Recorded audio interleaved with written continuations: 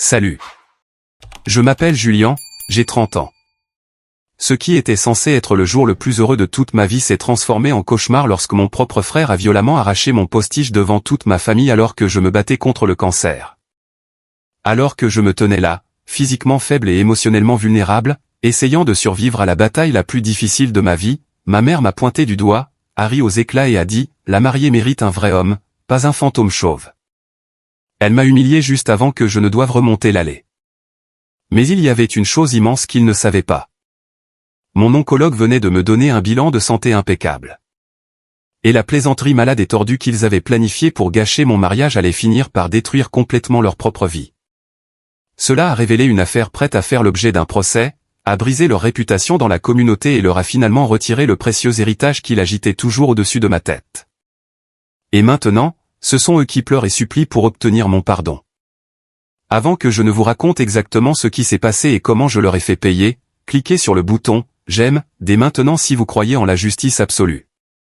Et s'il vous plaît, n'oubliez pas de me dire d'où vous regardez dans les commentaires ci-dessous. Votre soutien compte énormément pour moi. Maintenant, revenons au moment où tout a éclaté. La suite nuptiale du country club était plongée dans un silence de mort, à l'exception du ronronnement bas et régulier de la climatisation centrale et des sons étouffés du quatuor à cordes qui s'entraînait sur la pelouse. Je me tenais devant un grand miroir d'apparat en pied, ajustant les revers en soie noire de mon smoking sur mesure. Mes mains tremblaient légèrement, non pas à cause du trac du jour du mariage, mais à cause de la neuropathie persistante, un cadeau d'adieu de 16 cycles éprouvants de chimiothérapie. Pour la première fois en près de 2 ans, je reconnaissais enfin l'homme qui me faisait face. Je ne voyais pas le patient atteint de cancer, pâle, creusé et épuisé, qui avait passé ces derniers mois à vivre pratiquement dans un service hospitalier stérile, à vomir dans des bassins en plastique. Je voyais un marié, un survivant. Une grande partie de cette illusion reposait sur le postiche coûteux fait sur mesure et collé sur mon cuir chevelu. Je détestais cette chose. Ça me démangeait, cela me semblait étranger, et c'était un rappel constant de tout ce que la maladie m'avait volé. Mais je le portais parce que ma mère, Brenda, avait passé les 6 derniers mois à faire des crises de colère monumentales sur la façon dont ma tête chauve et cicatrisée gâcherait l'esthétique du mariage. J'avais fait ce compromis pour préserver la paix. Je voulais que Clara, ma magnifique fiancée, passe une journée parfaite sans drame familial. Puis, la lourde porte en chaîne de la suite s'est ouverte d'un coup, sans que l'on frappe. Mon jeune frère, Harrison, est entré d'un pas assuré. Harrison était l'enfant chéri, l'ancien quarterback du lycée qui n'avait jamais vraiment grandi, le gamin dont les erreurs étaient toujours effacées par magie grâce au chéquier de mes parents. Il affichait ce sourire suffisant et arrogant dégoûtant, le même regard qu'il portait toujours juste avant de faire quelque chose de terriblement destructeur. Comme la fois où il avait eu un accident de voiture et où mes parents avaient vidé mon fonds d'études pour engager un avocat de premier plan afin de lui éviter la prison. Harrison n'était pas seul. Derrière lui se tenait Lucas, l'un de mes témoins. Lucas et moi nous connaissions depuis longtemps, mais récemment, il s'était mis à cirer les bottes d'Harrison dans l'espoir d'obtenir un emploi dans la lucrative entreprise de construction de mon père. Harrison tenait une petite boîte cadeau emballée de papier argenté. Il est entré le torse bombé, me toisant avec un mépris total. Il a annoncé qu'il avait un cadeau de mariage spécial pour moi, juste pour que je me souvienne à jamais de ce jour glorieux. J'aurais dû me méfier. J'aurais dû reconnaître le danger immédiatement. J'ai regardé Lucas, m'attendant à ce qu'il dise quelque chose, mais Lucas a soudainement trouvé ses chaussures de cérémonie incroyablement intéressantes. Il a baissé les yeux, refusant de croiser mon regard. C'était le premier signal d'alarme, le genre de trahison qui fait comprendre exactement pourquoi le divorce et la rupture des liens familiaux existent. Harrison s'est approché juste derrière moi. Il a posé ses 2 mains lourdes sur mes épaules. J'ai regardé notre reflet dans le miroir. Pendant une fraction de seconde, une partie idiote de mon cerveau a pensé que peut-être, juste peut-être, mon frère allait partager un moment sincère et chaleureux avec moi avant que je ne me marie. Je pensais que le cancer lui avait enfin apporté un peu de recul. Je me trompais si lourdement. Sans le moindre avertissement, les doigts d'Harrison se sont enfoncés dans le haut de ma tête. Sa prise s'est refermée brutalement sur le postiche, puis, d'un mouvement sec et violent vers le haut, il l'a complètement arraché de mon cuir chevelu. Le bruit de l'adhésif médical de qualité industrielle qui se détachait de ma peau sensible était écœurant. On aurait dit du gros scotch qu'on arrache d'un carton. Une douleur cuisante et aveuglante m'a traversé le crâne. La pièce a basculé dans le chaos. Quelqu'un dans le couloir a laissé échapper un hoquet de surprise. J'ai trébuché vers l'avant, mes genoux fléchissant légèrement tandis que mes mains se portaient instinctivement à ma tête nue, cicatrisée et désormais en sang pour la couvrir. Le postiche sur mesure, celui qui m'avait coûté une fortune, est tombé sur le parquet ciré comme un animal mort et rejeté. Je me suis retourné brusquement, la poitrine haletante, le cœur battant furieusement contre mes côtes. La douleur sur mon cuir chevelu n'était rien comparé au choc absolu qui paralysait mon cerveau. Ma mère, Brenda, est apparue dans l'embrasure de la porte. Elle portait une robe de mère du marié ridiculement chère, ruisselante de bijoux financés par ses investissements immobiliers. Elle ne s'est pas précipitée à mes côtés. Elle n'a pas réprimandé Harrison. Elle n'a même pas demandé si j'allais bien physiquement. Au lieu de cela, elle a regardé le postiche sur le sol, puis a levé les yeux vers ma tête chauve, et elle a frappé dans ses mains. Un coup sec et perçant. Puis, elle a laissé échapper un rire franc, joyeux et théâtral. Il a résonné dans la suite. Elle a pointé son doigt parfaitement manucuré directement vers mon visage et a prononcé la phrase qui allait couper définitivement notre lignée pour toujours. Eh bien, Dieu merci, a-t-elle ricané. La mariée mérite un vrai homme, pas un fantôme chauve. Harrison a ri grassement, prenant sa chaussure de cérémonie cirée pour shooter négligemment dans mon postiche à travers la pièce comme s'il s'agissait d'un déchet. Lucas gardait la tête basse, prouvant que sa loyauté s'achetait facilement pour le cruel divertissement de mon frère. Mon père, Richard, se tenait juste derrière ma mère dans le couloir. Il a vu toute la scène se dérouler. Il a vu son fils aîné, un homme qui s'était battu bec et ongles pour sa propre existence, debout là, publiquement humilié, essayant de cacher ses cicatrices de combat. Mon père n'a absolument rien fait. Il s'est contenté de s'éclaircir la gorge, d'ajuster sa cravate et de s'éloigner d'un pas gauche vers la zone de restauration, préférant son propre confort à la dignité de son fils. J'ai regardé à nouveau le miroir. Le marié soigné et confiant que j'avais vu à peine 60 secondes plus tôt avait entièrement disparu. Les lumières crues et impitoyables du plafond se reflétaient de manière flagrante sur ma tête chauve. Le silence dans la pièce était pesant, étouffant et empreint de malveillance. Mais alors que je fixais mon reflet, le choc initial a commencé à fondre lentement. La panique a reflué, remplacée par une clarté froide, tranchante et terrifiante. Pour comprendre comment une mère et un frère ont pu faire quelque chose d'aussi incroyablement vicieux et calculé le jour d'un mariage, il faut comprendre le cauchemar absolu que je vivais depuis 2 ans. Le cancer ne s'était pas contenté d'attaquer mon système immunitaire. Il avait agi comme une puissante lumière noire, exposant la pourriture toxique et fétide qui couvait au sein de ma famille depuis des décennies. Tout a commencé un mardi matin pluvieux, tout à fait ordinaire. Je me tenais dans ma salle de bain pour me préparer à aller au travail, pressé de devancer les embouteillages du matin.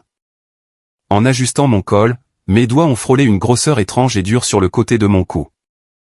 Cela ne faisait pas mal, mais cela semblait anormal. C'était immobile, comme une petite bille logée sous ma peau. Honnêtement, j'ai failli l'ignorer complètement. J'avais 30 ans, je travaillais 50 heures par semaine dans un cabinet d'avocats d'affaires. J'avais un projet majeur qui devait définir ma carrière et dont la date limite approchait. Le genre de projet qui garantissait une promotion majeure et une augmentation significative de salaire. Clara et moi économisions agressivement pour acheter notre première maison, versant chaque dollar d'épargne sur un compte à haut rendement pour bâtir des fondations solides avant le mariage. Je me suis dit que c'était juste un ganglion lymphatique gonflé par le stress. Je me suis promis de prendre rendez-vous chez le médecin, peut-être après les évaluations trimestrielles. Mais Clara est une force de la nature. Quand j'en ai parlé négligemment pendant le dîner, elle n'a pas lâché l'affaire. Elle m'a harcelé, m'a bousculé et a fini par menacer d'appeler mon patron elle-même si je n'allais pas faire vérifier cela. J'ai fini par céder. 10 jours plus tard, j'étais assis dans une salle de consultation stérile et glaciale. Le médecin, une femme au regard sérieux mais bienveillant, s'est assise en face de moi, un dossier cartonné à la main. Je ne me souviens pas du trajet de retour. Je me souviens avoir serré le volant jusqu'à en avoir les articulations blanches, fixant aveuglément les feux stop devant moi, me demandant comment le monde continuait de tourner. Je me souviens avoir franchi la porte d'entrée de notre petit appartement et avoir vu Clara plier tranquillement du linge sur le canapé en regardant une émission de télé-réalité sans intérêt. Je me suis approché, Je me suis assis à côté d'elle sur les coussins et je lui ai annoncé la nouvelle. Elle n'a pas hurlé. Elle ne s'est pas évanouie. Elle n'a pas fui le fardeau colossal qui venait d'être déposé sur ses épaules. Elle a simplement lâché la serviette qu'elle tenait, a entouré mon cou de ses bras et m'a serré si fort que j'ai cru que mes côtes allaient se briser. Nous sommes restés assis sur ce canapé bon marché pendant 5 heures d'affilée, dans un silence absolu, tandis que le soleil se couchait. La chimiothérapie est un voleur brutal et impitoyable. Elle ne cherche pas seulement à tuer la maladie. Elle emporte tout le reste avec elle. Elle vole votre énergie, votre appétit, votre sens du goût. En quelques semaines, chaque aliment que j'essayais de manger avait le goût de métal froid et rouillé. Monter la moindre marche d'escalier pour rejoindre notre chambre devenait une tâche monumentale et épuisante qui me laissait à bout de souffle.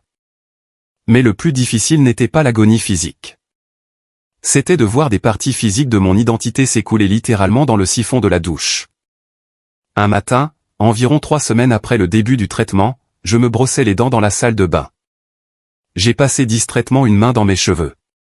Quand j'ai retiré ma main, une mèche énorme et épaisse de cheveux sombres s'est simplement détachée de mon cuir chevelu.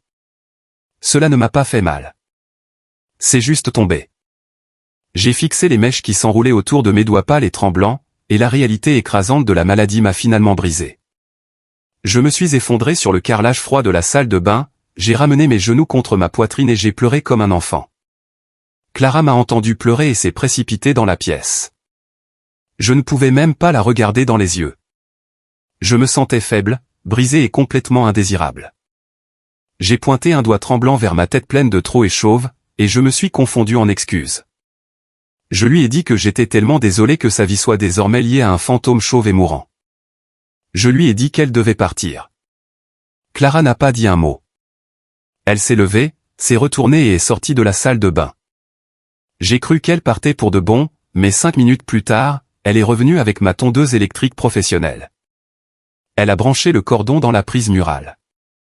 Avant même que je ne comprenne ce qui se passait, elle a allumé l'appareil, a attrapé le devant de ses magnifiques et longs cheveux sombres, et a passé la tondeuse directement au milieu de son crâne.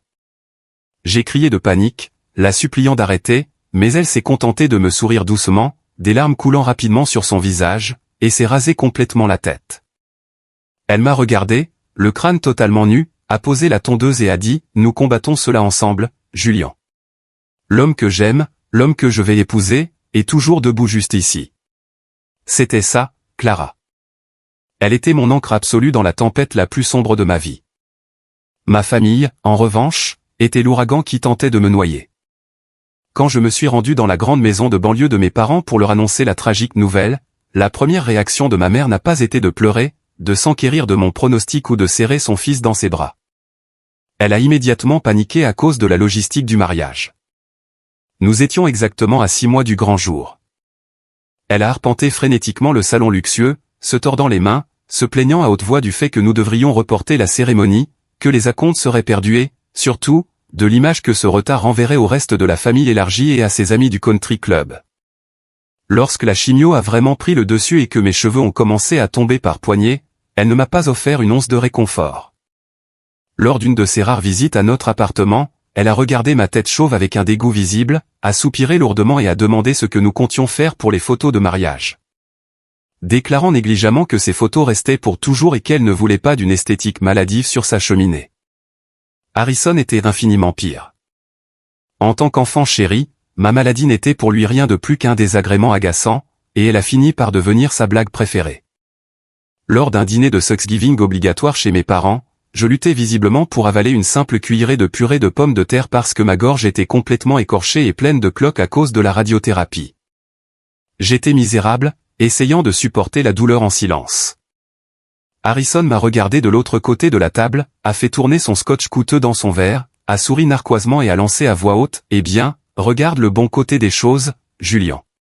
Au moins, tu vas économiser une fortune en shampoing maintenant. » Je me suis figé. J'ai attendu que mon père intervienne. J'ai attendu que le patriarche de la famille tape du poing sur la table et exige le respect pour son fils malade qui se battait pour sa vie. Richard s'est contenté de s'éclaircir la gorge, de regarder son assiette et de boire une lente gorgée de vin. Il a choisi le silence. Il choisissait toujours la facilité. Ma mère a même gloussé. Elle a secoué la tête, a tapoté sa bouche avec une serviette en lin et a grondé gentiment. « Oh, Harrison, tu es terrible. » Aber elle souriait tout le long. Personne n'a demandé si j'allais bien. Personne ne lui a dit de s'excuser. La blague est simplement devenue un classique à chaque réunion de famille. Mon agonie physique était leur divertissement de choix. Ils me donnaient l'impression que ma maladie était un échec personnel, un inconvénient majeur pour leur vie parfaite. J'ai fini par craquer et j'ai acheté un postiche de très haute qualité et extrêmement cher, uniquement pour mettre fin aux plaintes incessantes de ma mère qui affirmait que ma tête chauve perturbait ses amis. Je le portais lors des événements familiaux juste pour maintenir la paix, étouffant sous le poids de leur jugement. Je payais des milliers et des milliers de dollars de factures médicales, vidant entièrement mes économies et puisant dans mon fonds de retraite, 401K, tandis que mes parents, qui possédaient de multiples investissements immobiliers et un énorme fonds de retraite, ne m'offraient rien d'autre que des critiques acerbes. J'ai avalé ma fierté. J'ai enduré les traitements éprouvants. J'ai gardé la bouche fermée. Je me suis battu pour rester en vie pour Clara. Je pensais que le pire était derrière moi. Je me trompais si lourdement. Contre toute attente, et après 16 mois d'enfer absolu, les traitements ont réellement fonctionné. Au printemps suivant, j'étais assis dans le cabinet de mon brillant oncologue, le docteur Victor Thorne. C'était un homme austère, pragmatique, qui montrait rarement ses émotions. But ce matin-là, il m'a fait asseoir avec un large et sincère sourire aux lèvres. Mes derniers examens étaient complètement clairs. Il n'y avait plus aucune trace active de la maladie. J'étais officiellement en rémission. Je n'ai même pas attendu d'être à ma voiture. J'ai couru hors de l'hôpital, j'ai hélé un taxi, je me suis rendu directement au bureau de Clara, j'ai contourné la réceptionniste, je l'ai sortie d'une réunion importante du conseil d'administration et je lui ai annoncé la nouvelle. Nous nous sommes effondrés dans les bras l'un de l'autre et avons pleuré hystériquement là, dans le hall d'entrée. Le cauchemar s'arrêtait. Nous pouvions enfin respirer à nouveau. Le mariage, que nous avions mis en pause pour une durée indéterminée, était officiellement de retour. Pendant quelques semaines magnifiques, tout semblait incroyablement plein d'espoir, léger et normal. Clara gérait avec enthousiasme tous les prestataires, le traiteur, les lieux, me protégeant agressivement de tout stress inutile pour que je puisse me concentrer entièrement sur la récupération de mes forces physiques. J'ai commencé à croire que, peut-être, ma famille finirait par changer d'attitude. Que peut-être, le fait d'avoir survécu à une maladie mortelle, d'être revenu du bord de la tombe, me vaudrait enfin une once de leur respect. Exactement 9 jours avant le mariage, cette illusion naïve a été définitivement brisée. Je me suis rendu à la vaste maison de mes parents pour déposer les dernières mises à jour du plan de table et une boîte de marque-place personnalisée. C'était un bel après-midi de mardi, légèrement venteux. La porte d'entrée n'était pas verrouillée, comme d'habitude, alors je suis entré discrètement. La maison était plongée dans un silence de mort. J'ai marché doucement dans le couloir vers la grande cuisine design, avec l'intention de laisser la boîte sur l'îlot central en marbre et de repartir. La grande baille vitrée donnant sur la terrasse arrière était grande ouverte. J'entendais le tintement léger des carillons éoliens, puis des voix. C'était ma mère et Harrison. Je me suis figé. Je n'avais pas l'intention d'écouter aux portes, mais le rire fort et retentissant d'Harrison a attiré mon attention. C'était exactement ce même ton moqueur et arrogant qu'il avait pris à Thanksgiving. Je n'arrive toujours pas à croire qu'il va vraiment porter ce postiche ridicule et transpirant à l'hôtel, a ricané Harrison, faisant teinter bruyamment les glaçons dans son verre en prenant une gorgée. Ma mère a soupiré, un son lourd, théâtral et profondément agacé, c'est plus qu'embarrassant, Harrison. Ça a l'air complètement faux. Clara mérite un vrai homme à ses côtés, pas un fantôme chauve qui prétend que tout est parfaitement normal. Cela va complètement gâcher l'esthétique des photos professionnelles. Harrison a ricané à nouveau, un bruit sombre et sournois, tu sais, on devrait vraiment lui rendre service.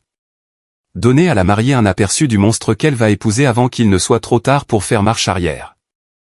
Quelqu'un doit le faire descendre de son piédestal. Il se promène comme si survivre au cancer faisait de lui une sorte de héros intouchable. Ne t'avise pas de faire ça, a dit ma mère. Mais son ton n'était pas une réprimande maternelle. Ce n'était pas un avertissement pour protéger son fils malade. C'était complice. Elle était grandement amusée. Elle l'encourageait pratiquement. Je suis resté figé dans la cuisine, serrant la boîte en carton des marque-places si fort que les bords tranchants se sont enfoncés profondément dans la paume de mes mains, faisant perler de petites gouttes de sang. Mes articulations sont devenues d'un blanc pur. Une clarté soudaine, tranchante et glaciale m'a frappé comme un train de marchandises. Il ne s'agissait pas d'une simple rivalité fraternelle classique. Ce n'était pas seulement une mère difficile ou anxieuse à propos d'un événement social. C'était de la cruauté psychopathique pure et dure. Il méprisait sincèrement ma vulnérabilité. Il considérait mon combat brutal pour la survie comme un échec esthétique pathétique qui menaçait leur image de famille parfaite et immaculée. Il détestait que je sois faible. Et il détestait encore plus que j'ai survécu. Je n'ai pas fait irruption dehors. Je n'ai pas crié. Je n'ai pas exigé d'explication. Je me suis retourné en silence, posant mes pieds avec précaution pour que le parquet ne grince pas. Je suis sorti par la porte d'entrée, je suis monté dans ma voiture et je suis parti.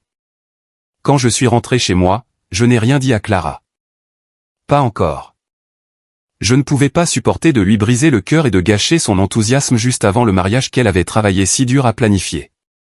Au lieu de cela, quelque chose de froid, de sombre et de hautement calculé s'est mis en place dans mon esprit. J'ai complètement cessé de vouloir leur approbation. J'ai arrêté de mendier leur amour. J'ai commencé à rassembler des munitions. Pour la première fois de ma vie, j'ai commencé à faire des copies. J'ai fouillé des années d'historique numérique. Chaque SMS cruel qu'Harrison m'avait envoyé, chaque message vocal délirant où ma mère se plaignait que mon programme de chimiothérapie était un fardeau pour ses déjeuners au country club.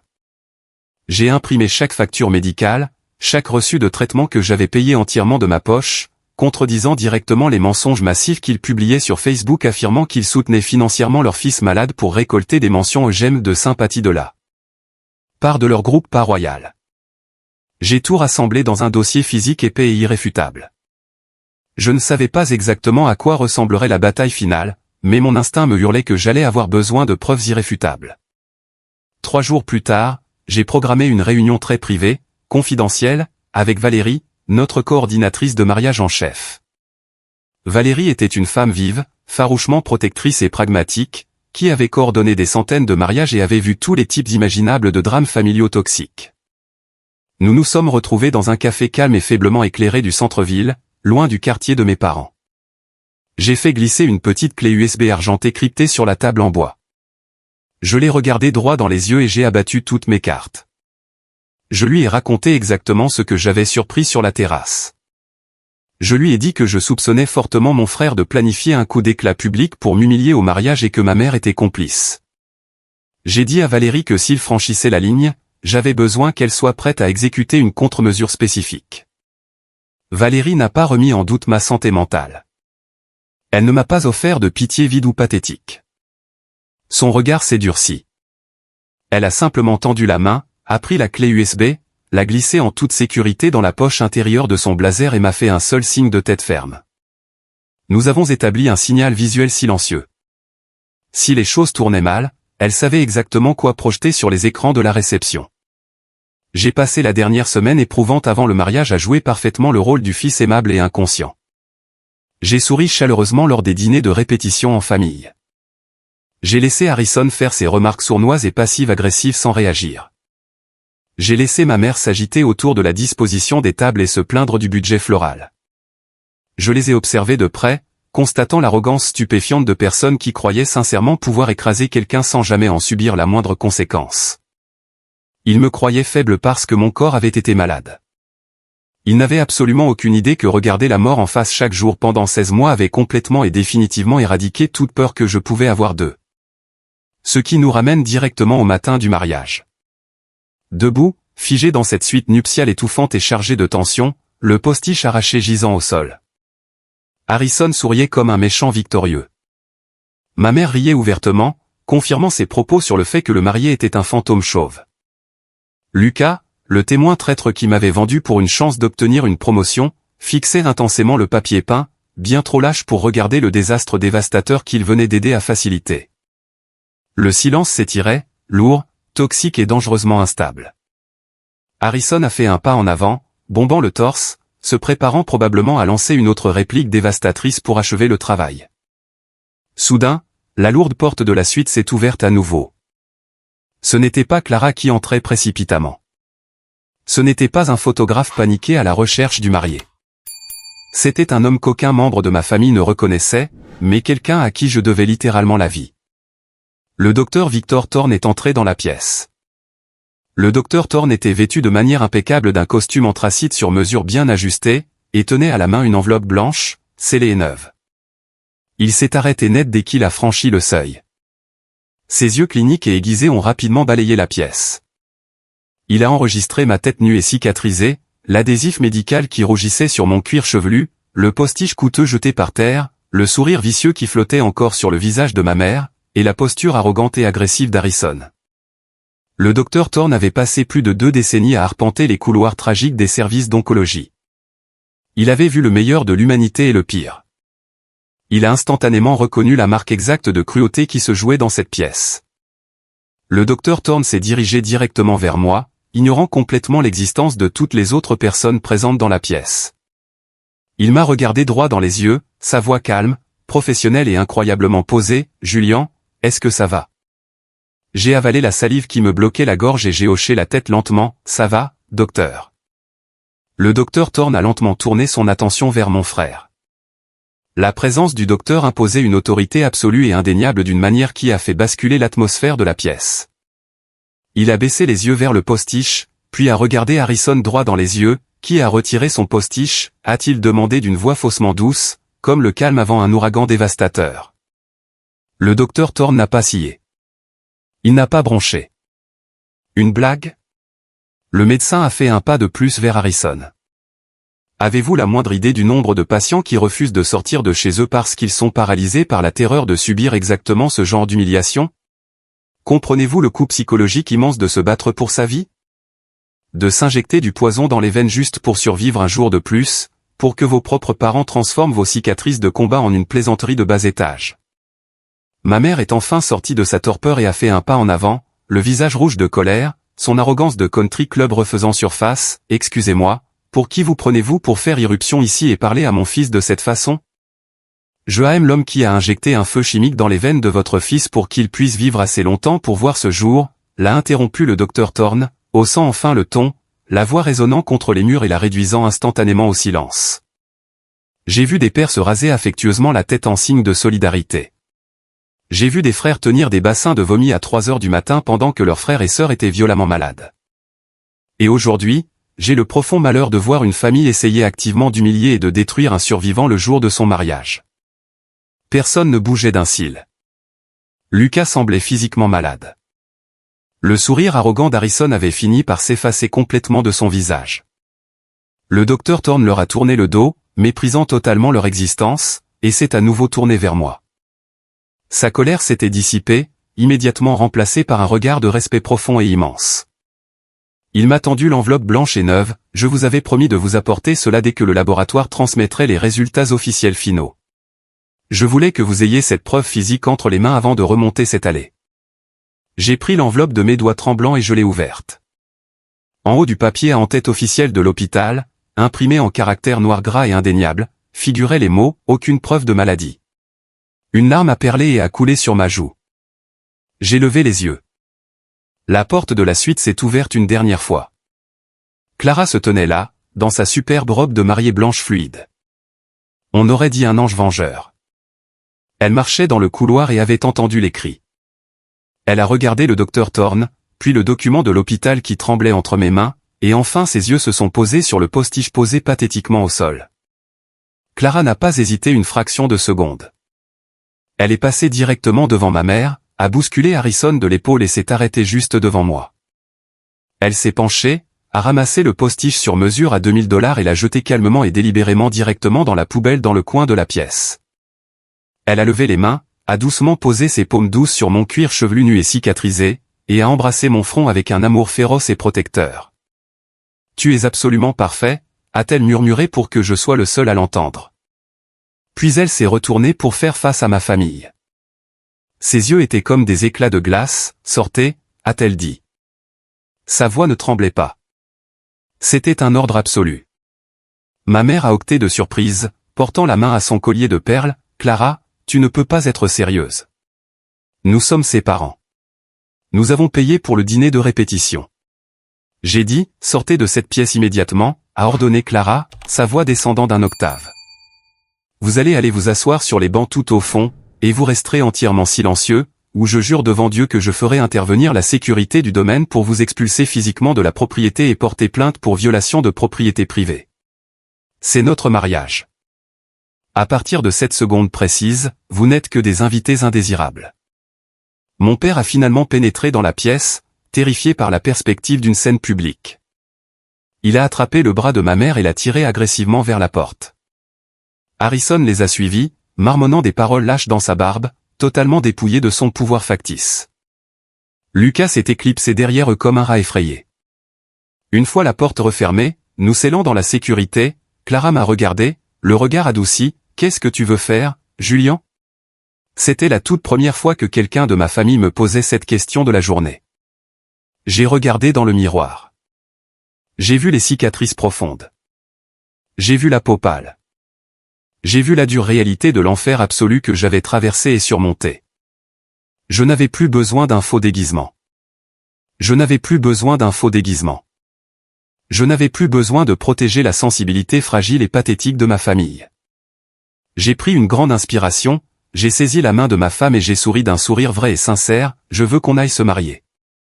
Je suis sorti de cette suite nuptiale la tête haute, fièrement chauve, prêt à affronter l'assemblée de 200 invités. Mais je n'avais absolument aucune idée que l'ego d'Harrison était trop meurtri pour en rester là. J'ignorais qu'il avait préparé une seconde attaque, bien plus dévastatrice et hautement illégale, pour la réception. La véritable tempête n'avait pas encore commencé à frapper. Les lourdes portes en acajou sculptées de l'église se tenaient fermées à quelques centimètres de mon visage. J'entendais les notes douces, magnifiques et amples du quatuor à cordes qui jouait depuis l'intérieur de la grande nef. L'air dans le vestibule était frais et sentait discrètement le vieux bois et les arrangements floraux coûteux. Mes témoins étaient alignés derrière moi dans un silence absolu et étouffant. Lucas, le traître qui avait bradé ma dignité pour une opportunité de promotion professionnelle insignifiante, transpirait abondamment. Je l'entendais respirer nerveusement. Je le voyais s'agiter d'un pied sur l'autre du coin de l'œil. J'ai complètement ignoré son existence. Il n'était plus rien pour moi désormais. J'ai pris une grande inspiration pour me calmer, remplissant mes poumons d'un air qui semblait enfin pur. J'ai levé la main et j'ai lentement passé la paume sur mon crâne nu et cicatrisé. L'air frais de l'église était incroyablement apaisant contre ma peau nue. Je n'avais pas mon postiche absurdement cher. Je n'avais pas d'armure factice. Je n'avais pas ce déguisement confortable que ma mère m'avait pratiquement forcé à acheter pour protéger sa position sociale fragile. J'étais exactement moi-même. J'étais Julian, un homme qui avait regardé le canon terrifiant de sa propre mortalité, s'était injecté du poison pur dans les veines pour rester en vie, et avait remporté la bataille la plus difficile qu'un être humain puisse mener. Les lourdes portes se sont ouvertes. Un soupir collectif et massif de stupeur a parcouru la nef majestueuse. Ce n'était pas un murmure poli et discret. C'était la surprise retentissante, indéniable et générale de 200 personnes prises totalement au dépourvu. Je me suis engagé dans la longue allée centrale, la tête incroyablement haute, la lumière dorée et chaleureuse des lustres en cristal du plafond se reflétant directement sur mon crâne nu aux yeux de tous. À mesure que j'avançais, calant mon pas sur le rythme lent de la musique, je pouvais voir distinctement la séparation nette qui coupait l'assemblée en deux. Du côté gauche de l'allée, la famille de Clara et nos véritables amis proches ont d'abord semblé surpris, mais leurs expressions se sont rapidement muées en sourires chaleureux et sincères. Leurs yeux se sont adoucis d'une compréhension profonde et d'un soutien indéfectible. Ils voyaient un survivant marcher vers son avenir. Mais du côté droit de l'allée, là où mes parents avaient stratégiquement placé leurs riches amis du country club, leurs partenaires immobiliers agressifs et la haute société bien pensante de notre banlieue locale, la réaction était radicalement et agressivement différente. J'ai vu des têtes se rapprocher. J'ai vu des chuchotements frénétiques. J'ai vu des mains se poser sur les bouches dans une surprise théâtrale. J'ai vu ma mère, Brenda, assise en plein milieu du premier rang. Elle portait une robe qui avait probablement coûté plus cher que ma première voiture, et elle semblait absolument et totalement mortifiée. Son visage était un masque rigide, pâle de fureur et d'un profond embarras. Elle serrait son sac à main de luxe si fort que ses articulations étaient blanches comme des os. Harrison était assis juste à côté d'elle, la mâchoire serrée, le regard fuyant à travers la pièce. Son grand plan diabolique pour m'humilier en privé dans la suite nuptiale avait complètement et lamentablement échoué. Il pensait exposer un fantôme chauve et pathétique. Il pensait briser mon esprit et me forcer à me cacher de honte. Au lieu de cela, je m'affichais avec une fierté indéniable. Les chuchotements hostiles du côté droit de l'allée sont devenus un peu plus forts alors que j'atteignais le milieu de la longue nef. J'ai heurté quelqu'un murmurer le mot « inapproprié ». Pendant une brève et terrifiante fraction de seconde, une vague massive de vieilles insécurités ancrées depuis l'enfance a menacé de me submerger. Le petit garçon qui voulait simplement que ses parents soient fiers de lui s'est réveillé dans ma poitrine. Puis quelque chose d'incroyable, quelque chose d'essentiellement miraculeux, s'est produit. Au troisième rang, du côté gauche, assis tranquillement à côté du cousin de Clara, se tenait un petit garçon nommé Timmy. Timmy avait 7 ans et subissait actuellement des traitements extrêmement agressifs contre la leucémie. Je l'avais rencontré, lui et sa famille, à plusieurs reprises lorsque Clara et moi passions nos week-ends à faire du bénévolat dans le service d'oncologie pédiatrique. Timmy portait un joli petit costume gris et une casquette de baseball bleu foncé pour cacher sa propre perte de cheveux sévère. Alors que je passais devant son rang, Timmy s'est soudainement mis debout sur le banc en bois. Son père a tendu doucement la main pour le stabiliser. Timmy m'a regardé. Il a arboré un immense sourire édenté qui a illuminé son visage pâle. Sans rompre le contact visuel avec moi, il a levé la main et a complètement retiré sa casquette de baseball bleu. Il est resté là, affichant fièrement et courageusement son propre crâne chauve devant une salle remplie d'inconnus, et m'a adressé un pouce levé franc et enthousiaste. Toute l'atmosphère de la grande église a basculé instantanément. Les chuchotements malveillants du côté de ma mère se sont complètement éteints, étouffés par l'innocence pure et le courage d'un enfant malade. Le jugement sévère s'est évaporé dans l'air, remplacé sur le champ par un silence solennel, pesant et profondément émouvant. Plusieurs personnes dans les rangs situés immédiatement derrière Timmy ont commencé à pleurer discrètement, s'essuyant les yeux avec des mouchoirs. J'ai renvoyé un pouce levé ferme à ce courageux petit garçon, ma propre vision se troublant soudainement de larmes brûlantes. J'ai atteint l'autel, je me suis retourné et j'ai regardé ma superbe et brillante fiancée remonter l'allée.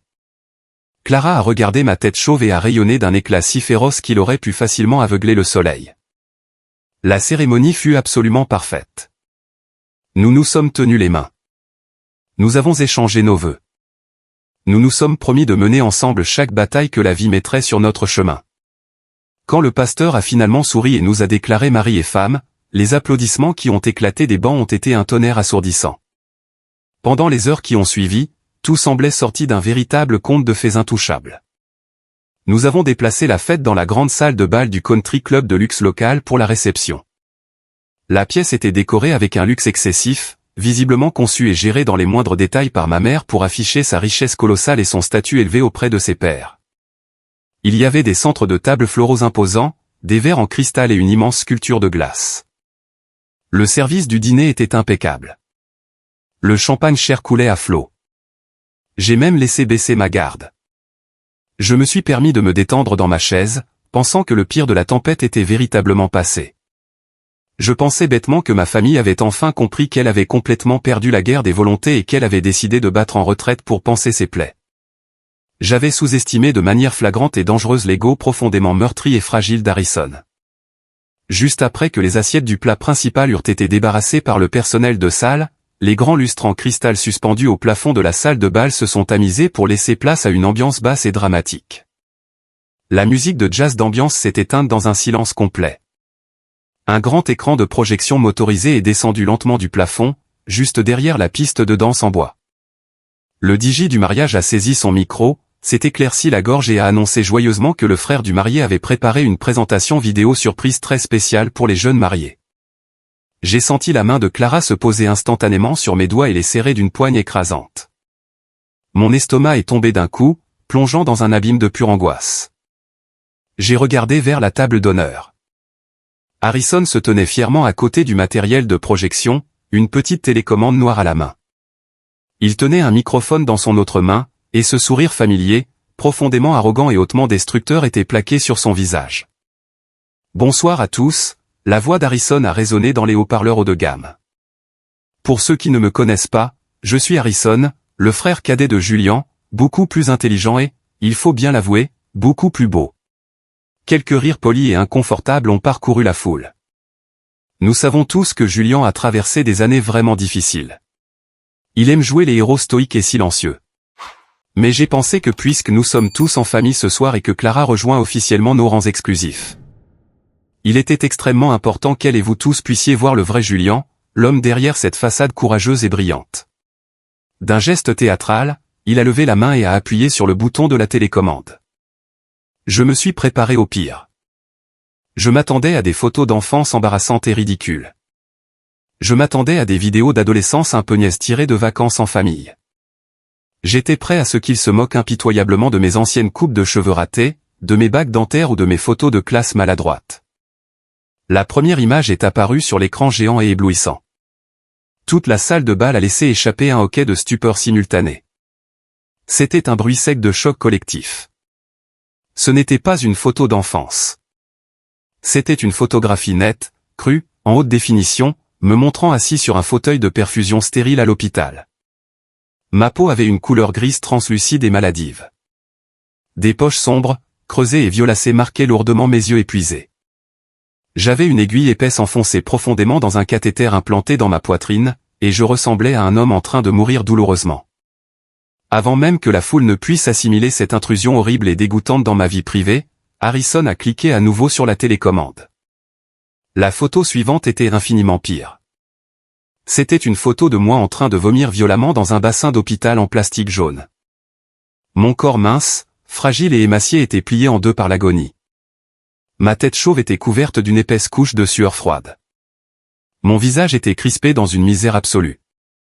Il a cliqué à nouveau sur la télécommande, une photo de moi complètement inconscient dans un lit d'hôpital d'un blanc cru, une sonde d'alimentation collée agressivement sur mon visage, ressemblant à un cadavre en attente de la morgue. C'étaient des photographies médicales intensément privées, profondément sensibles et confidentielles. Je ne les avais jamais publiées nulle part sur Internet. Je ne les avais même jamais montrées à Clara pour lui épargner ce traumatisme. Elles avaient été prises pendant les jours les plus sombres, les plus douloureux et les plus désespérés de mon traitement chimique intensif. Je n'avais autorisé ces photos que parce que ma mère avait insisté sur le fait qu'elle avait désespérément besoin de documenter mon parcours pour montrer aux médecins mon déclin physique entre deux rendez-vous. J'avais bêtement cru à ces mensonges. La immense salle de bal était plongée dans un silence de mort, à l'exception du léger ronronnement du ventilateur du projecteur. Harrison se tenait là, dans son costume coûteux, attendant les rires. Il croyait sincèrement, de manière psychopathique, que révéler ma dégradation physique horrible me ferait paraître faible, pathétique et peu viril aux yeux de la famille prospère de Clara. Il s'attendait à ce que ses riches amis ricanent du contraste saisissant et déconcertant entre le marié élégant en smoking et l'homme mourant et impuissant sur l'écran. Au lieu de cela, l'air de la pièce s'est transformé en glace pure. J'ai lentement tourné la tête et j'ai regardé directement ma mère. Brenda était assise à la table d'honneur, les bras croisés sur la poitrine, le menton haut et provocateur. C'était elle qui lui avait donné ces photos. Elle avait pris ces moments de souffrance profondément privés et vulnérables de mon agonie et les avait joyeusement remis à mon frère comme des munitions mortelles pour m'humilier publiquement à mon propre mariage. Elle avait militarisé mon cancer. Faisons une pause un instant. Merci d'être resté avec moi jusqu'ici. Vous êtes vraiment formidable. S'il vous plaît, aidez-moi en aimant la vidéo et en commentant le chiffre ainsi dessous pour que je sache que vous avez été là avec moi jusqu'à ce point. Cela aide non seulement plus de gens à découvrir cette histoire, mais cela me permet aussi de savoir que mes expériences comptent pour quelqu'un. Votre soutien est la plus grande motivation pour que je continue à partager la suite de ce parcours. Harrison a cliqué une fois de plus sur la télécommande, laissant délibérément l'image horrible de moi en train de vomir violemment affichée en permanence sur l'écran géant. Il a lentement baissé le microphone, son sourire arrogant s'effaçant légèrement alors que le silence écrasant de la pièce commençait enfin à s'enregistrer dans son crâne obtus. Il s'est soudain rendu compte que personne ne riait, que personne n'était amplement amusé. 200 personnes le fixaient avec un dégoût et une horreur pure et absolue. Clara s'est levée si vite que sa lourde chaise en bois a basculé violemment en arrière et s'est écrasée bruyamment sur le parquet ciré.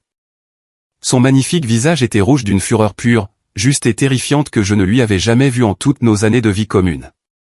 Elle a ouvert la bouche pour hurler sur Harrison, pour le réduire verbalement en miettes.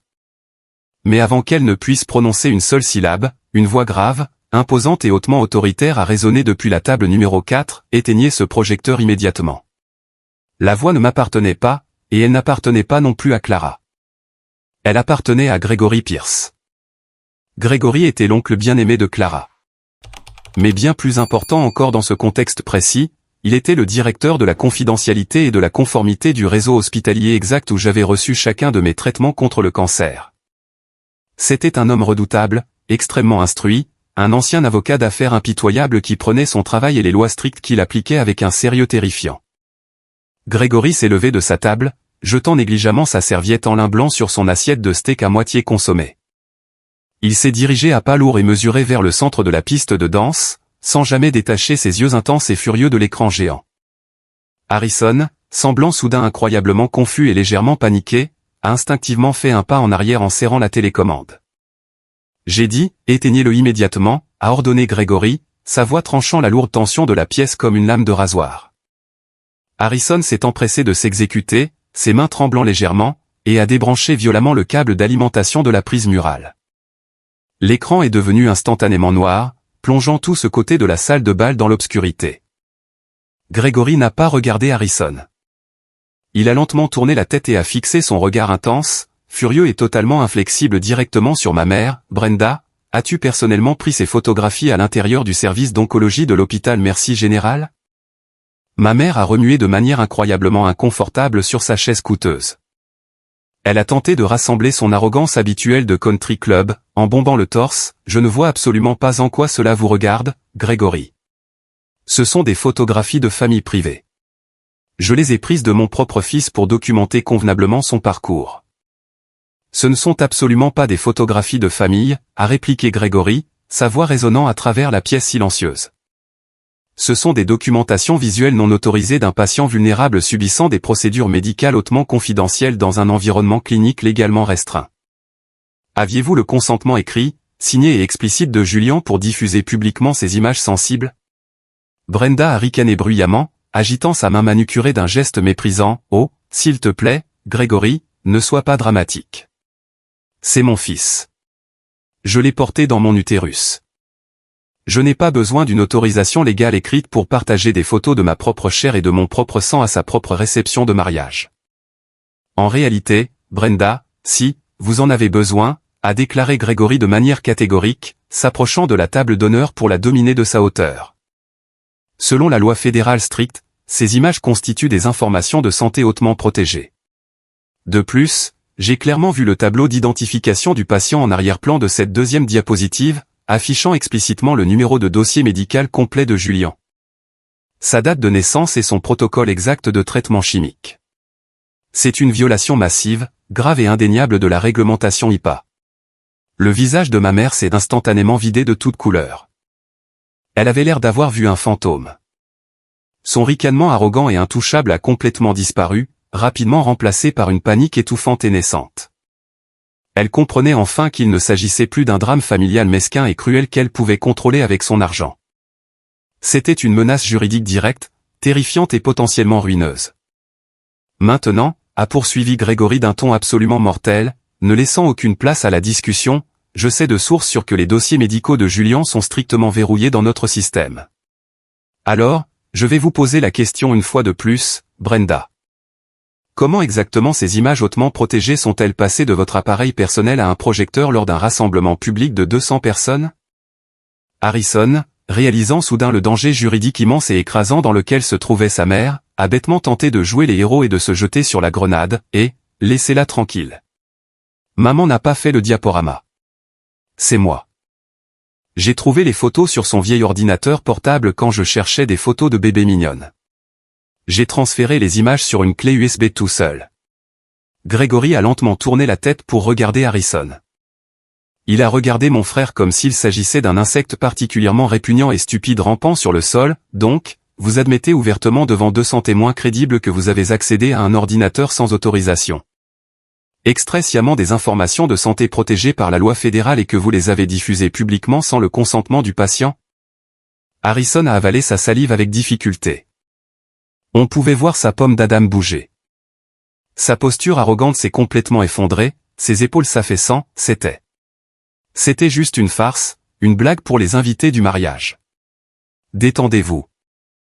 C'est un crime fédéral, l'a corrigé froidement Gregory, sa voix dénuée de toute sympathie. Et c'est un procès massif de plusieurs millions de dollars qui n'attend qu'à être intenté. Le mot « procès » a résonné fortement dans la salle de bal silencieuse et tendue. Mon père, Richard, qui était resté assis tranquillement à table, essayant désespérément de se rendre invisible, s'est finalement levé. Il semblait pâle, en sueur et profondément paniqué. Richard possédait une entreprise de construction massive et très rentable, et toute sa vie, toute son identité tournait autour de la protection de ses actifs financiers, de sa réputation publique soigneusement entretenue et de son précieux héritage accumulé. « Allons, calmons-nous une seconde », a plaidé Richard, sa voix tremblant visiblement, levant les mains dans un geste d'apaisement. « Personne ne va intenter de procès ce soir. Nous sommes une famille. C'était juste un malentendu terrible et regrettable, n'est-ce pas, Julien ? Dis-leur que tout va bien. » Mon père me regardait, ses yeux me suppliant pratiquement d'intervenir et d'étouffer ce désastre monumental sous le tapis. Il voulait que je protège le nom de la famille. Il voulait que je couvre leur cruauté horrible, tout comme je le faisais toujours quand nous étions enfants. Il voulait que sa victime le sauve des conséquences de sa propre apathie. J'ai regardé mon père. J'ai regardé cet homme pathétique qui avait regardé mon frère m'arracher physiquement ma dignité quelques heures plus tôt dans la suite nuptiale et s'était contenté de s'éloigner pour aller boire un verre. J'ai pris une grande inspiration, et j'ai ressenti un sentiment profond et écrasant de paix absolu m'envahir tout entier. Je ne ressentais plus de colère. Je n'étais plus blessé. J'en avais simplement, totalement et définitivement fini. Je suis sorti de derrière la table d'honneur, j'ai pris un microphone et je me suis dirigé vers le centre de la piste de danse. Debout juste à côté de Grégory, j'ai regardé mon père droit dans les yeux. « Est-ce que tu savais pour ce diaporama avant ce soir, papa ?» ai-je demandé d'une voix calme, posée, qui résonnait dans les haut-parleurs. Richard a hésité. Et a regardé ma mère, puis le sol. Ce silence insoutenable valait tous les aveux. Julien, je leur ai dit que c'était une mauvaise idée. J'ai dit à Brenda que c'était très inapproprié pour un mariage. But, tu ne les as pas arrêtés, ai-je déclaré simplement, exposant la vérité nue. Tu savais qu'ils allaient m'humilier publiquement. Tu savais qu'ils allaient afficher mon agonie la plus douloureuse et la plus vulnérable pour un divertissement de bas étage, et tu es resté assis là à manger ton steak coûteux et à boire ton champagne.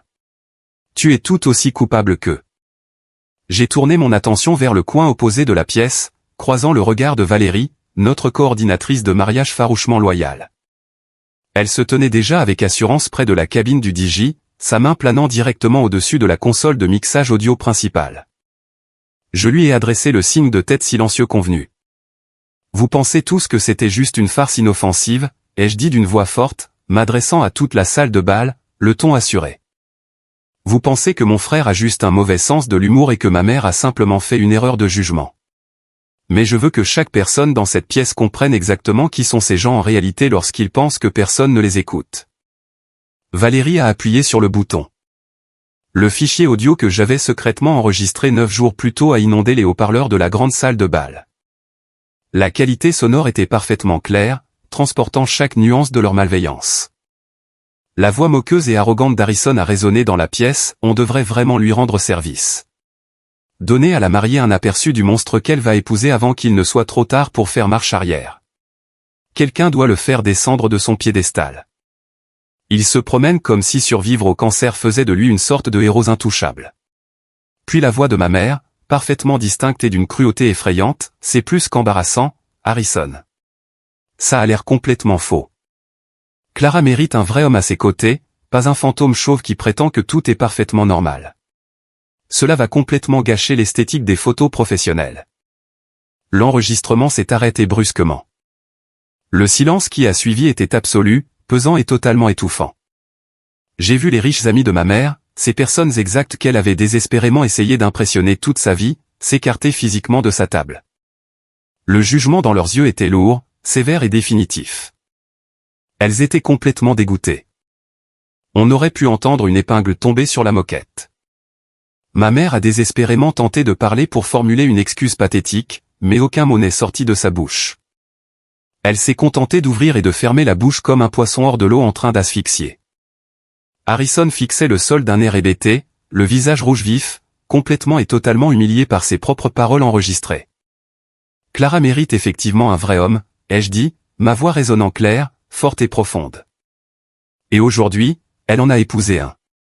Un homme qui s'est battu pour sa vie et a survécu. Un homme qui refuse d'être abusé, moqué ou manipulé par sa propre famille désormais. J'ai regardé Valérie. Elle n'avait pas besoin d'un autre signal verbal. Elle a immédiatement fait signe à l'équipe de sécurité privée du domaine, qui attendait discrètement en coulisses depuis le début de la soirée. 4 hommes de forte stature, vêtus de costumes noirs élégants, ont avancé d'un pas décidé sur la piste de danse.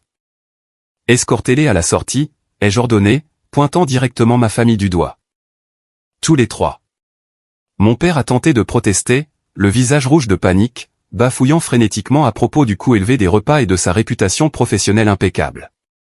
Mais les agents de sécurité ont fermement et vigoureusement saisi leurs bras. Ils n'ont pas eu le droit à des adieux larmoyants. Ils n'ont pas pu offrir d'excuses pathétiques et creuses à la foule. Ma mère, mon père et mon frère ont été escortés de force hors de ma réception de mariage devant tous leurs proches. Publiquement disgraciés, dépouillés de leur pouvoir et totalement vaincus. Lorsque les lourdes portes en bois de la salle de bal se sont refermées fermement derrière eux dans un clic sonore, la pièce est restée parfaitement silencieuse pendant un long moment poignant. Puis le père de Clara s'est levé de sa table. Il a levé bien haut sa coupe de champagne en cristal et m'a regardé avec des yeux remplis d'une fierté immense. « Ah Julian », a-t-il dit d'une voix forte, pleine de respect. Un homme d'une force véritable et indéniable. Toute la salle de bal s'est levée comme un seul homme pour s'associer au toast. Les applaudissements qui ont suivi n'étaient pas des applaudissements polis de golf. Ils étaient assourdissants, rugissants et triomphants. La pourriture toxique avait été complètement extirpée de ma vie. Et le reste de la nuit fut la célébration la plus belle, la plus joyeuse et la plus libérée de toute mon existence. Les retombées de cette nuit catastrophique ne se sont pas produites d'un coup. Ce ne fut pas une destruction explosive du jour au lendemain. Ce fut une démolition lente, douloureuse, méthodique et entièrement auto-infligée de leur vie soigneusement planifiée et lourdement financée. Exactement 3 mois après le mariage, l'entreprise de construction massive de mon père a subi un coup d'arrêt sévère et absolument fatal. Richard avait bâti tout son empire sur des liens communautaires solides et de confiance, des accords verbaux et une réputation publique méticuleusement construite autour de valeurs familiales traditionnelles solides. Le récit exact de ce qui s'était passé au mariage, les blagues cruelles, les photos médicales volées, l'enregistrement audio s'est propagé à travers le country club d'élite et les réseaux d'affaires de la banlieue locale comme un incendie de forêt dévastateur et incontrôlable. Monsieur Henderson, l'un des clients d'affaires les plus importants, les plus prestigieux et les plus lucratifs de Richard, qui siégeait également au conseil d'administration de l'hôpital aux côtés de Gregory Pierce, a demandé une réunion privée. Monsieur Henderson n'a pas crié et n'a pas fait de grandes déclarations publiques à la presse. Et s'est simplement assis en face de mon père, l'a regardé dans les yeux et lui a annoncé qu'il annulait immédiatement un contrat immobilier commercial de plusieurs millions de dollars en attente. Lorsque mon père a supplié pour obtenir une explication, Monsieur Henderson a répondu froidement qu'il préférait de loin faire des affaires avec des hommes d'honneur qui protégeaient farouchement leur famille. Et non avec des hommes faibles qui laissaient leurs enfants malades se faire maltraiter publiquement pour le divertissement d'autrui. En l'espace de 6 mois brutaux, mon père fut contraint de réduire considérablement la taille de son entreprise. Il dut licencier des dizaines d'employés, fermer 2 succursales et commencer à vendre à la hâte d'importantes portions de son précieux portefeuille immobilier à perte, uniquement pour éviter de déclarer une faillite totale et humiliante. Le précieux et colossal héritage qu'ils avaient toujours agité au-dessus de ma tête comme une carotte pour me contrôler pendant 30 ans était en train de s'évaporer en fumée. La chute d'Harrison fut encore plus rapide et brutalement décisive. La société de gestion de fortune haut de gamme où il travaillait comme analyste principal était incroyablement stricte concernant l'éthique, les clauses de moralité et la conduite publique. Quelqu'un qui avait assisté au mariage, je n'ai jamais su qui et je n'ai jamais posé la question, a envoyé anonymement un compte rendu écrit extrêmement détaillé de l'incident au service des ressources humaines de son entreprise. La lettre comprenait un rappel clair de l'aveu ouvert et arrogant d'Harrison concernant l'accès non autorisé et le vol de données médicales protégées par la loi fédérale. Harrison a été convoqué à une réunion soudaine et inattendue avec la directrice des ressources humaines et l'équipe juridique un vendredi après-midi. Il est ressorti exactement 1 heure plus tard, transportant ses effets personnels dans un petit carton. Il n'a pas seulement perdu son emploi. Il a perdu son salaire lucratif à 6 chiffres, son énorme bonus de fin d'année en attente et la promotion dont il se vantait avec arrogance depuis des mois. Comme son licenciement était lié à une grave violation de l'éthique, trouver un autre emploi dans ce secteur financier spécifique est devenu pratiquement impossible. Sans la fortune inépuisable de ses parents pour le renflouer et payer nonchalamment son loyer exorbitant, Harrison fut rapidement contraint de rompre son bail, de quitter son luxueux appartement terrasse du centre-ville et d'emménager dans un studio minuscule, miteux et bruyant en lointaine périphérie de la ville. Il a désespérément tenté de me contacter une fois, en m'envoyant un SMS pathétique et décousu, rejetant entièrement la faute sur notre mère qui l'aurait manipulé pour agir ainsi. Il n'assumait aucune responsabilité. Je n'ai pas répondu. J'ai simplement bloqué son numéro, supprimé le message et n'ai plus jamais regardé en arrière. Quant à Brenda, ma mère, son châtiment fut précisément ce qu'elle craignait le plus au monde, une insignifiance sociale étouffante. Les femmes fortunées de ces cercles de banlieue huppée, ces mêmes femmes avec lesquelles elle avait joué au tennis, bavardé et pour lesquelles elle avait organisé de somptueux déjeuners mondains au cours des 2 dernières décennies, l'ont complètement et définitivement mise au ban. Lorsqu'elle entrait dans la salle à manger du country club, les gens prenaient littéralement leur verre et changeaient de table. On lui a demandé poliment mais fermement de démissionner de son poste convoité au sein du conseil d'administration de l'association des copropriétaires.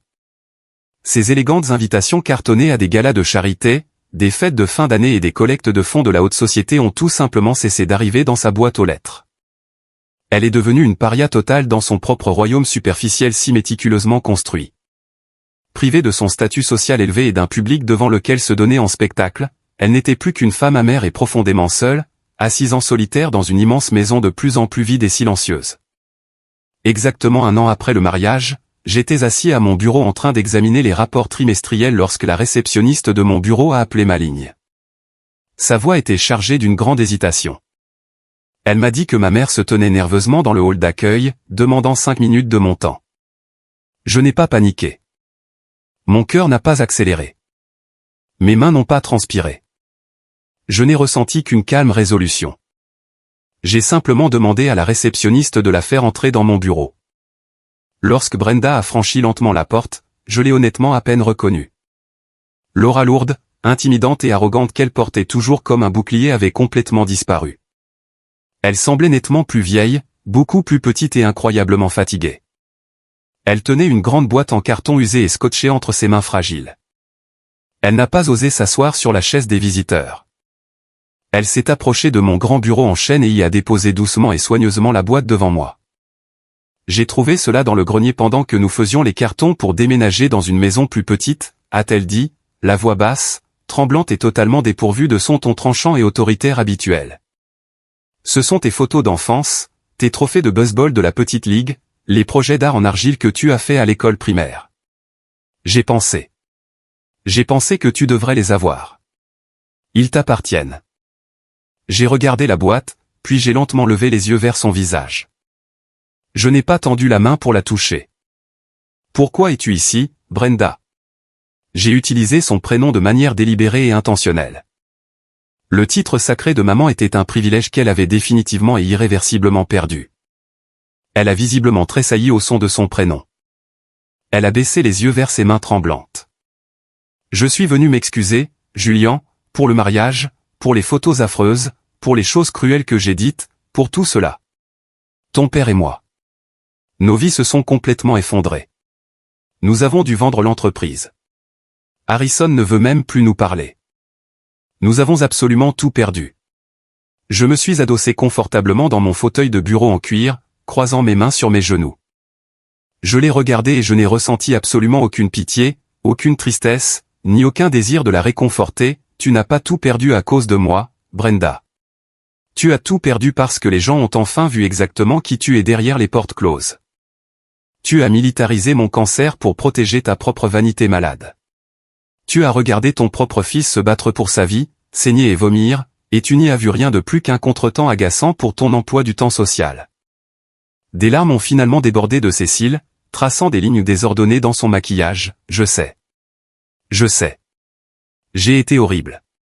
J'étais tellement préoccupé par l'image que je renvoyais à mes amis que j'ai complètement oublié comment être une mère.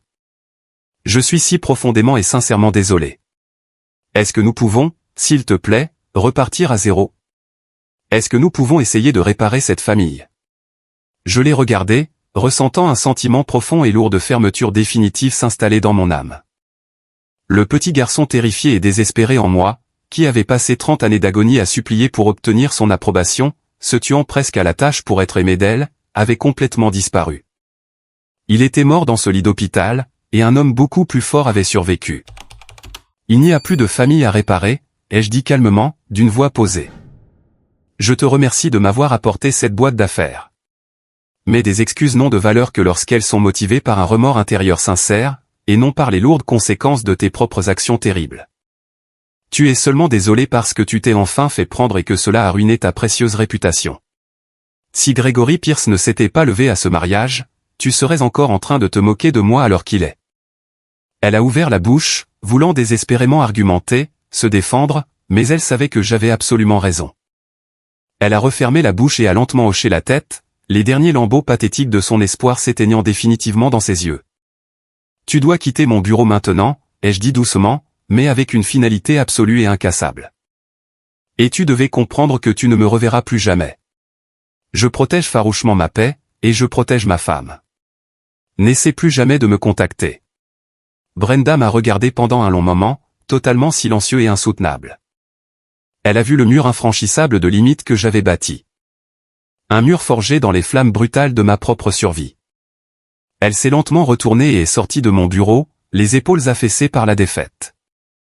J'ai regardé sa silhouette disparaître au bout du long couloir. J'ai rapproché la boîte en carton de moi, j'ai ouvert les rabats et j'ai souri en voyant une photo jaunie de moi à 10 ans, tenant une batte de baseball. J'étais enfin véritablement en sécurité. 10 longues et incroyablement belles années latées, la vie a une manière magnifique, profonde et profondément poétique de rééquilibrer les plateaux de la justice, pour peu que l'on ait le courage de s'éloigner de l'obscurité et de refuser de porter le poids toxique des péchés d'autrui. Clara et moi avons construit une vie magnifique, paisible et entièrement exempte de drame. J'ai obtenu ma promotion majeure au sein de l'entreprise, ce qui a considérablement augmenté mon salaire. Nous avons acheté la maison de nos rêves dans un quartier calme et chaleureux, et nous avons établi des fondations solides et incroyablement saines, très loin de l'emprise toxique et étouffante de mon passé. Nous avons fondé notre propre magnifique famille.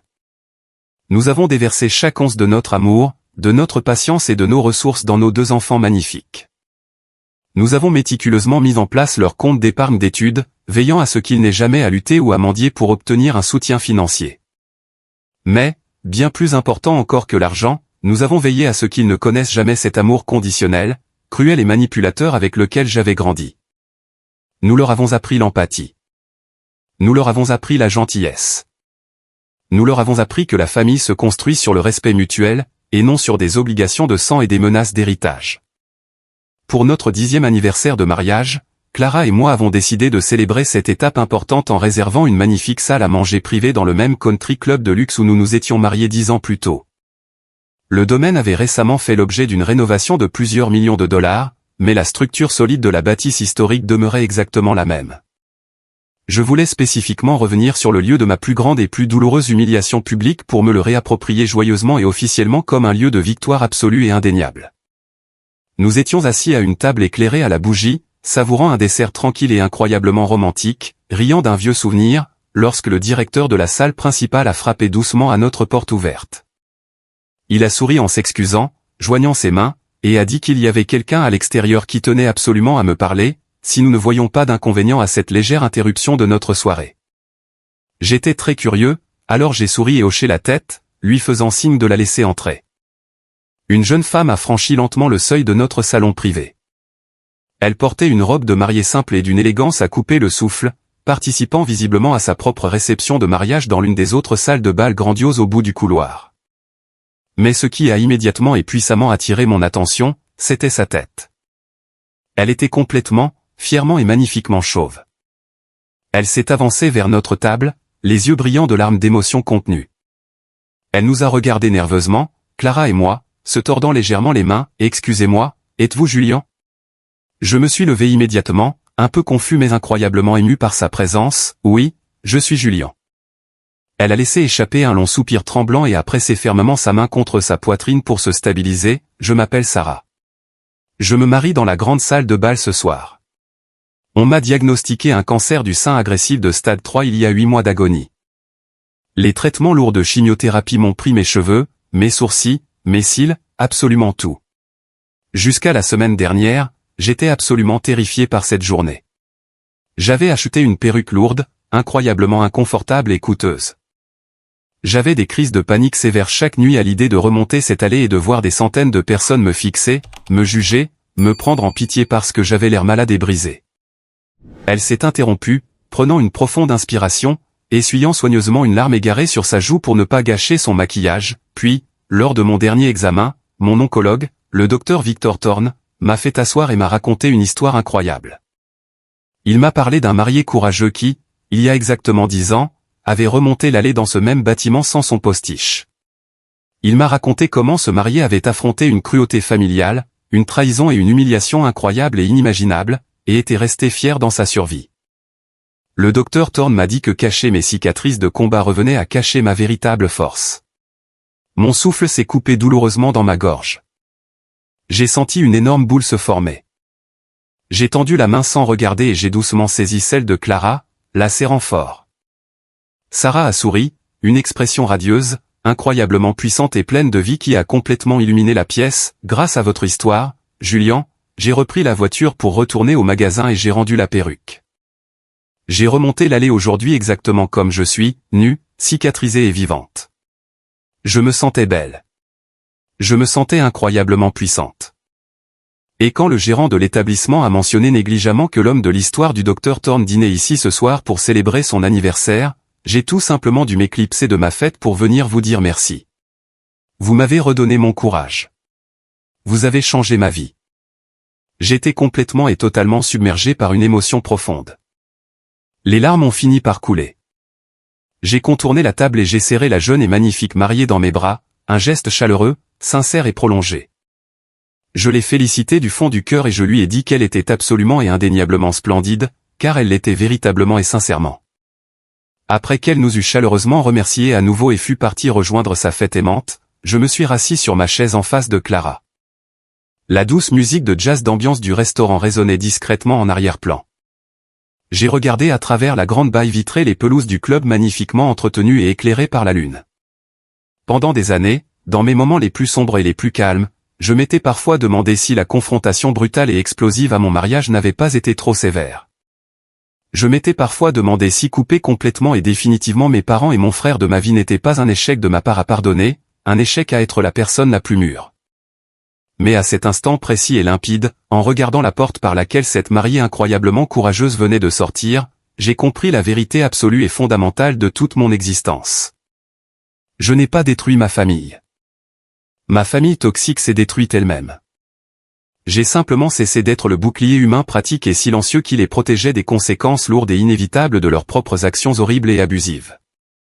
En refusant de me rabaisser pour leur confort, en refusant d'accepter tranquillement leurs abus en silence et en me tenant fièrement, avec défi, dans ma propre vérité cicatrisée et meurtrie, je ne m'étais pas seulement sauvé moi-même. J'avais, de façon magnifique et involontaire, créé un puissant phare d'espoir pour des personnes que je n'avais même pas encore rencontrées. La cruauté profonde par laquelle mon frère et ma mère avaient tenté de me noyer s'était miraculeusement transformée en une ligne de vie solide pour quelqu'un d'autre qui se battait dans l'obscurité. Ma mère s'était moquée de moi ce jour-là et avait dit vicieusement que la mariée méritait un vrai homme. Elle le pensait comme une insulte cinglante et vicieuse, un moyen calculé de me rabaisser, de me dépouiller de ma virilité et de me faire me sentir moins qu'humain. Mais en regardant Clara de l'autre côté de la table éclairée à la bougie, en voyant l'amour féroce et indéfectible, le respect profond et la fierté immense briller dans ses yeux après une décennie d'un mariage magnifique, je savais que ma mère avait eu accidentellement raison sur un seul point. Clara méritait effectivement un vrai homme. Elle méritait un homme possédant la force intérieure immense de s'éloigner de la toxicité, peu importe d'où elle venait. Elle méritait un homme qui se battrait agressivement pour sa vie, se battrait pour sa dignité et se battrait farouchement pour protéger la famille qu'il s'était choisie de chaque souffle restant dans ses poumons. Elle méritait un vrai homme qui connaissait sa véritable valeur. Et en regardant notre vie ensemble, je savais que c'était exactement l'homme qu'elle avait épousé. Merci infiniment d'avoir écouté mon histoire. Le long et épuisant voyage à travers une maladie grave et une profonde trahison familiale est indéniablement l'un des chemins les plus durs et les plus douloureux qu'une personne puisse jamais emprunter. Mais c'est aussi le test ultime de définition de vos propres limites et de votre propre valeur personnelle. Survivre au cancer m'a brutalement appris que cette vie est bien trop courte pour la passer à chercher désespérément des miettes d'amour auprès de personnes qui sont farouchement déterminées à vous méprendre, vous manipuler et vous maltraiter. Avez-vous déjà été confronté à une situation incroyablement similaire avec votre propre famille toxique? Avez-vous déjà dû vous éloigner de parents abusifs, renoncer à un héritage ou poser une limite colossale pour sauver votre propre paix et votre santé mentale? Partagez votre histoire dans les commentaires ci-dessous, et s'il vous plaît, n'oubliez pas d'aimer et de vous abonner pour ne pas manquer le prochain parcours. Restez fort. Protégez toujours vos limites.